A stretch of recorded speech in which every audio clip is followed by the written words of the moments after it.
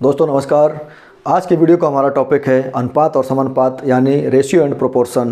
दोस्तों आज का वीडियो शुरू करने से पहले आपसे एक छोटी सी रिक्वेस्ट है कि अगर आपने अभी तक मेरे चैनल को सब्सक्राइब नहीं किया है तो नीचे दिए गए सब्सक्राइब वाले बटन को प्रेस करके सब्सक्राइब कर लीजिएगा और उसके बगल में दी गई बेल आइकन को भी ऑल पर कर दीजिएगा। तो चलिए बिना देर किए आज का वीडियो शुरू करते हैं। अनुपात की डेफिनेशन होती है कि अनुपात दो संख्याओं की भाग द्वारा तुलना है जिससे यह पता चलता है कि एक संख्या दूसरी संख्या की कितनी गुनी है या उसका कौन सा भाग है।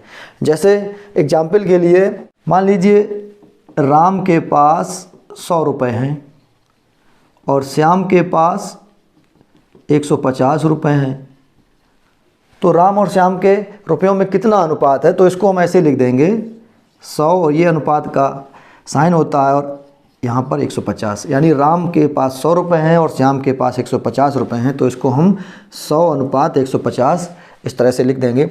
अब इसको हम सरल कर लेंगे, यानी इस तरह से इसको हम बटे में लिख देंगे। अनुपात को हम भिन्न में भी लिख सकते हैं। अब इसको हम सरल करेंगे तो इसको काट देंगे, 5 दूनी 10, 5 तियाँ 15, यानी 2/3। इसका अर्थ हुआ कि यानी राम और श्याम के रुपयों में 2:3 का अनुपात है। दोस्तों अनुपात हमेशा समान राशियों का ही निकाला जाता है। जैसे मैं आपसे कहूँ कि 2 घंटे और 40 मिनट का अनुपात निकालिए। अब हम यहाँ पर 2 घंटे और 40 मिनट का अनुपात नहीं निकाल सकते हैं, या तो दोनों घंटे में हो या दोनों मिनट में हो, तभी हम उनका अनुपात निकाल सकते हैं। तो यहाँ पर हम क्या करेंगे, इस 2 घंटे को मिनट में बना लेंगे। किस तरह से, 2 घंटे में होते हैं 120 मिनट। ठीक है दोस्तों, इसको अनुपात लगा देंगे, यहाँ लिख देंगे 40 मिनट। अब हम इनका अनुपात आसानी से निकाल लेंगे। हम क्या करेंगे, 120 और बटे में लिख देंगे 40, इसको काट देंगे, 4 से कट जाएगा ये, यानी 3/1 आ जाएगा। इसका अर्थ हुआ 3:1, यानी 2 घंटे और 40 मिनट में 3:1 का अनुपात है। चलिए अब हम नेक्स्ट क्वेश्चन को सॉल्व करते हैं। यहाँ A/B बराबर 5:6 तथा B/C बराबर 6:7 हो तो A/B/C का अनुपात ज्ञात कीजिए। तो इसके लिए सबसे बढ़िया तरीका क्या है, हम क्या करेंगे, इसको पहले इसको बटे में लिख लेंगे। ठीक है, इस तरह से A/B को A/B और B/C को B/C करके इसको हम भिन्न के रूप में लिख लेंगे। हमें निकालना क्या है, A/B/C। सबसे पहले हम क्या करेंगे, यहाँ पर ये देखेंगे A/B में B इसमें भी शामिल है और B/C में B इसमें भी शामिल है। तो सबसे पहले हम B की वैल्यू को चेक करेंगे। यहाँ पर B की वैल्यू है 6 और यहाँ पर भी B की वैल्यू है 6। अगर B की वैल्यू बराबर है तो आंसर हमारा तुरंत आ जाएगा। हमें क्या करना पड़ेगा, A के बराबर में जो भी मान होगा उसको लिख देंगे, अनुपात लगा देंगे। B का मान हमें 6 दिया ही गया है, इसके बाद C का मान कितना दिया गया है, 7। यही हमारा आंसर है। ठीक है, अगर क्वेश्चन इस तरह से आ जाए, चलिए नेक्स्ट क्वेश्चन है, इस तरह से पूछा जाए A/B बराबर 3:5 तथा B/C बराबर 6:9 तो A/B/C ज्ञात कीजिए। चलिए इसको हम सॉल्व करते हैं। यहाँ पर दिया है A/B यानी 3/5 और B/C दिया है 6/9। सबसे पहले हम ये देखेंगे कि B का मान कितना है। यहाँ पर B का मान है 5 और यहाँ पर B का मान है 6, दोनों में अलग अलग है। तो सबसे पहले हम B का मान बराबर करेंगे। B का मान बराबर होगा कैसे, इसमें 5 है और इसमें 6 है, तो अगर इसमें हम 6 का गुणा कर दें और इसमें अगर हम 5 का गुणा कर दें तो दोनों का मान बराबर हो जाएगा। तो चलिए हम गुणा कर लेते हैं। तो इसमें हम 6 का गुणा करेंगे तो हमें 6 का गुणा अंश और हर दोनों में करना पड़ेगा। यहाँ पर हम 5 का गुणा दोनों में कर देंगे। चलिए अब हम गुणा कर लेते हैं। तो 6 तियाँ 18/30 और इसका मान हो जाएगा 6 पंचे 30/45। ठीक है, अब हमें b का मान बराबर मिल गया।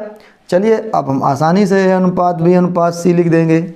ए का मान कितना है 18, बी का मान 30 निकला और सी का मान 45। ठीक है, ये हमारा आंसर आ गया। इसको आप चाहें तो सरल कर सकते हैं। किस तरह से, इसमें 3 का भाग जा रहा है तो 3 से काट देंगे, 6 बार जाएगा, इसमें 10 बार जाएगा और इसमें 15 बार जाएगा। इस तरह से भी लिख सकते हैं। चलिए नेक्स्ट क्वेश्चन हम सॉल्व करते हैं। यहाँ पर दिया हो ए अनुपात बी बराबर 4:5 तथा बी अनुपात सी बराबर दिया हो 3:7, तो ए अनुपात बी अनुपात सी का अनुपात ज्ञात कीजिए। तो मैंने अभी आपको एक तरीका बताया था, इसको हम इस तरह से लिख लेंगे, ठीक है, और इसको हम इस तरह से लिख लेंगे। तो यहाँ पर b का मान है 5, यहाँ पर b का मान है 3। तो अगर हम इसमें 3 का गुणा कर दें और इसमें हम 5 का गुणा कर दें तो दोनों में b का मान बराबर आ जाएगा। चलिए यहाँ पर 4 तियाँ 12, 5 तियाँ 15 हो गया, यहाँ पर 5 तियाँ 15 और 7 का 5 में गुणा करेंगे तो 35। इस तरह से b का मान दोनों में बराबर आ गया। अब यहाँ निकाल देंगे हम a अनुपात b अनुपात c बराबर, a का मान हो गया 12, b का हो गया 15 और c का हो गया 35। इस तरह से अनुपात बी अनुपात सी निकल आता है। इस तरह के क्वेश्चन को सॉल्व करने के लिए एक और बेस्ट ट्रिक मैं आपको बता रहा हूँ। जैसे हमें निकालना था ए अनुपात बी अनुपात सी, यहाँ पर हम क्या करेंगे, ए अनुपात बी का मान है 4:5, यहाँ पर इसको लिख देंगे 4:5। ठीक है दोस्तों, और बी अनुपात सी था 3:7, तो यहाँ पर बी और सी के नीचे लिख देंगे 3:7। ठीक है, इसको आप ध्यान से देख लीजिएगा, बहुत अच्छी ट्रिक है ये। अब इसमें हम क्या करेंगे, यहाँ पर पूरा फिगर हम बराबर करेंगे। बराबर कैसे करेंगे कि यहाँ पर ये जगह खाली हो गई, तो ये जगह खाली कैसे भरेगी, यहाँ पर जो संख्या होगी वही यहाँ पर रख दी जाएगी। इसी तरह इसमें यहाँ पर जगह खाली है तो यहाँ पर जगह कैसे भरेगी कि इस लाइन में जो भी अंक यहाँ दिया होगा वही अंक यहाँ पर आ जाता है। बस ये ट्रिक ध्यान रखना है आपको। अब हम क्या करेंगे, इनका गुणा कर लेंगे, 4 तियाँ 12 और 5 तियाँ 15 और 7 पना 35। ये हमारा आंसर आ गया। तो इस ट्रिक की सहायता से भी हम बहुत आसानी से इसको सॉल्व कर लेंगे। चलिए अब हम बढ़ते हैं नेक्स्ट क्वेश्चन की तरफ। जैसे दिया हो ए अनुपात बी बराबर 2:3 और बी अनुपात सी का दिया हो 3:5 और सी अनुपात डी इसका मान हो 1:4, तो ए अनुपात बी अनुपात सी अनुपात डी का मान बताइए। चलिए हम क्या करेंगे, अपनी वही ट्रिक है, ए बी सी डी। ठीक है, ए बी के नीचे हम ए बी का अनुपात लिख देंगे, बी और सी के नीचे यानी बी यहाँ पर 3 और यहाँ पर 5 लिख देंगे, और सी डी यहाँ पर सी का मान था 1 और डी का मान है 4। ठीक है, अब जो भी जगह खाली है उसको भर लेंगे। यहाँ पर ये खाली है तो यही वाला अंक आगे बढ़ जाएगा, यहाँ पर खाली है तो ये 3 यहाँ आ जाएगा, यहाँ पर ये 5 पहुँच जाएगा और यहाँ पर ये 1 और ये 1। ठीक है, अब इसका हम गुणा कर लेंगे। 2 का 3 में आएगा 6 एकम 6, 3 3 9 एकम 9, 5 3 15 एकम 15 और 5 3 15 चौको 60। इस तरह से ये हमारा आंसर आ गया। बहुत ही इजी टेक्निक है ये। अगर इसको चाहें तो हम छोटा भी कर सकते हैं, यानी सरल भी कर सकते हैं। इन सभी में 3 का भाग जा रहा है तो हम 3 से काट देंगे, 3 दूनी 6 और इसको 3 3 9 और 3 5 15 और 3 से काटेंगे तो ये 20 आ जाएगा। इस तरह से ये इसका सरलतम रूप हो गया। तो दोस्तों चलिए अब हम बात करते हैं समानुपात यानी प्रोपोर्शन की। तो इसका सीधा सा अर्थ है कि दो समान अनुपातों को समानुपात कहा जाता है। इसका ये चिन्ह होता है, जैसे मैं आपसे कहूँ कि 15:18 तथा 45:54 क्या ये समानुपात में हैं? पहले इसको हम भिन्न के रूप में लिख लेंगे इस तरह से, और इसको हम इस तरह से, और इनको हम सरल कर लेंगे। यहाँ 3 से काट देंगे, 3 5 15 तो 6 18 और ये हमारा कट जाएगा 9 से, 9 45 9 6 54। ये भी आ गया 5/6 और ये भी आ गया 5/6, यानी ये भी आ गया 5:6 और ये भी आ गया 5:6। इससे यह सिद्ध होता है कि ये दोनों समानुपात में हैं। यदि 6 18 x और ये 15 समानुपात में है तो x का मान बताइए। चलिए दोस्तों, इसको हम सॉल्व करेंगे। यानी ये दिया है 6, 18 और यहाँ समानुपात का हम चिन्ह लगा देंगे और x और ये 15 है। ये कहा गया है कि ये समानुपात में है, यानी ये अनुपात और ये अनुपात बराबर है, समान है। तो इसको हम सॉल्व कैसे कर लेंगे, इसको हम भिन्न के रूप में लिख लेंगे, ठीक है। और यहाँ बराबर का चिन्ह लगा देंगे, इसको भी हम भिन्न के रूप में लिख लेंगे।